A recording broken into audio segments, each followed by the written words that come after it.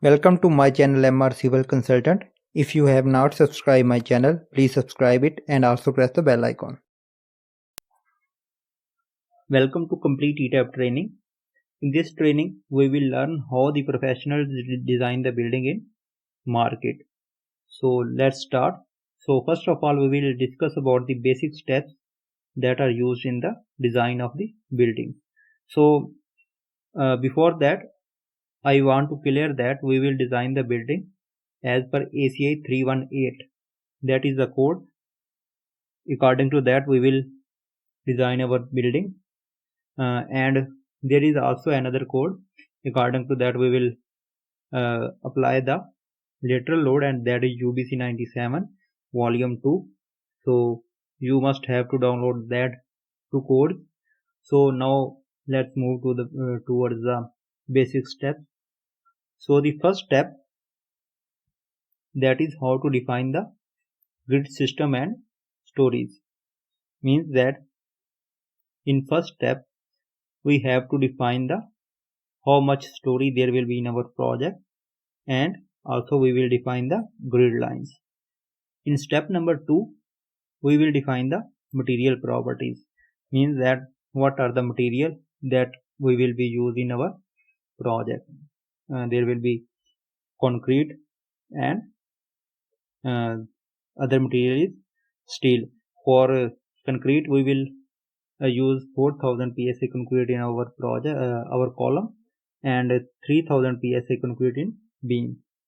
So the step number 3 will be define the section properties. In this section, we will define the sections of our project. Means that what are the sections of the columns and what are the sections of beams, slabs, etc. So all the elements that we will use in our project, we will define the sections of that elements in step number 3. In step number 4, we will assign the elements to the grid lines. Means that element that we have defined in step number 3, we will assign these elements to the grid system or grid lines. Okay, in step number 5, we will assign the basement wall from ground floor to basement, bottom of the basement or footing. So that basement wall will resist the surrounding soil to fall into the basement. Okay, in step number 6, we will model the shell wall. In step number 7, we will assign the fixed support to the base column. Here I want to clear that when we model any project in ETAP automatically assign the hinge support at the base of the column. So we have to change this hinge support into the fixed support. So that we will perform in step number 7. In step number 8, we will define the load pattern. In this step, we will define what are the loads that will be act on our project.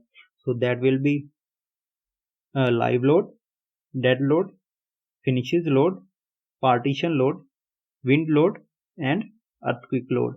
So that are the all load that will be act on our building or project. So we have to define all these load in step number 8. In step number 9, we will assign these all load to the element or members. Okay, in step number 10, we will modify the lateral load according to our area. So there will be an area in which we have to design the building.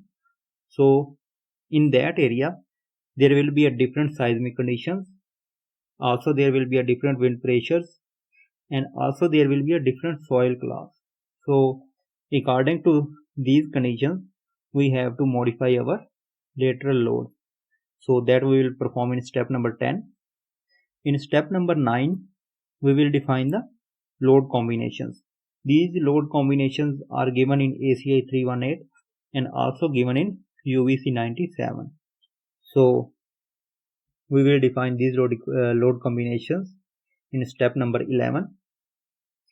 In step number 12, we will match the shell areas, and also we will match the wall.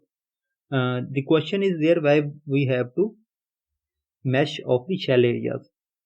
There are different reasons. That reason we will discuss in step number 12 when we will perform this step. So then we will discuss in detail. The step number 13 is assign the diaphragm on slab. So in that step we will assign the diaphragm. In step number 14 we will define the mesh source. These three things are very important. Okay, we will discuss about that things in detail when we will discuss about these three steps. In step number 15 we will check the model. In this step we will check that all the work that we have done in our previous videos or in our previous steps that are correct or not. If there will be any mistake, it will give the warning. So in step number 15 we will check the model. After check the model we will run the analysis in step number 16. So when we will run the analysis, then we will check the different forces, base reactions, bending moments, shear forces. So that all we will check in step number 16. In step number 17 we will perform the in step number 17 we will perform the deflection check. There are different allowable limits for the deflection, so we will check their deflections. In step number 18 we will check the story drift check. That check is also given in UBC 97 volume 2, so we will perform that check. In step number 19 we will design our project. So these are the basic steps that are used in the design of RCC building in ETABS. So let's move to our project. Now we will discuss about the project. So that is our project that we will do in our training series. So we can see that in horizontal direction and also in vertical direction there is a 15 feet spanning and there is one lift. Okay, the size of the column is 18 by 18 inches and the size of the beam is 12 by 18 inches. That are initial sizes. So when we will design, then we will check that these sizes are okay or not. If any beam or column will fail, then we have to change the column size, or there are other conditions we can increase the strength of the material. So that all things we will check later stage. So our story is G plus 4-story building. Sorry, our building is G plus 4-story building, and the area of the building is Lahore. In column we will use 4000 psi strength concrete, and in beam we will use 3000 psi concrete. The soil class will be ST, and the seismic zone for the Lahore will be 2A.